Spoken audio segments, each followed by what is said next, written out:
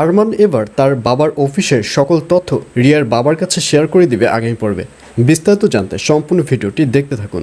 আসসালামু আলাইকুম প্রিয় দর্শক, সবার কি অবস্থা? হাজির হয়ে গেলাম দীপ্ত টিভির নিবেদিত দেনাপনা নাটকের ৩২৩তম পর্বে কী সব ঘটতে চলছে তার অগ্রিম খবর নিয়ে। অলরাইট, এই পর্বে আপনারা দেখতে পারবেন পারিকে দেখা যাবে সে এবার নতুন মিশনে নামবে। নাদিয়া পারিকে তার দল থেকে ক্যান্সেল করে দিলেও পারি মনে মনে ভাববে যে কিছুতেই আমার এই দল থেকে ক্যান্সেল হওয়া চলবে না। নাদিয়া যেহেতু আমাকে ক্যান্সেল করে দিয়েছে সেহেতু আমার কাজ আমার একাই করতে হবে, কারণ আমার হাজব্যান্ড ইরফানের মৃত্যুর প্রতিশোধ আমার একারই নিতে হবে।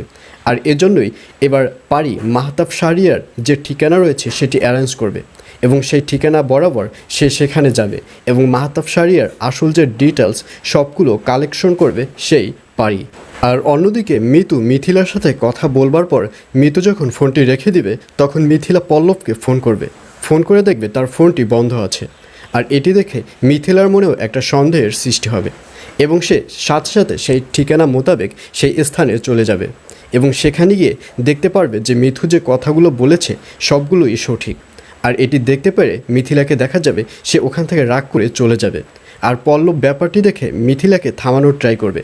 মিথিলাকে বলতে চাইবে যে মিথিলা যেগুলো দেখছে সব কিছুই ভুল দেখছে, সে ভুল বুঝছে, কিন্তু মিথিলা কোনো কথাই শুনবে না। মিথিলা রাগ করে সে ওখান থেকে চলে যাবে। আর অন্যদিকে রিয়াকে দেখা যাবে সে আজ পর্যন্ত ইরফানকে ভুলতে পারবে না। আর ইরফানের কথা মনে করার পেছনে আরও একটি কারণ রয়েছে, কারণ রিয়া যখন সৌরভকে বিয়ে করার সিদ্ধান্ত নেবে ঠিক তখনই বারবার ইরফানের কথা মনে পড়বে, যার কারণে রিয়া আগের মতো ড্রাগ নেওয়া শুরু করবে।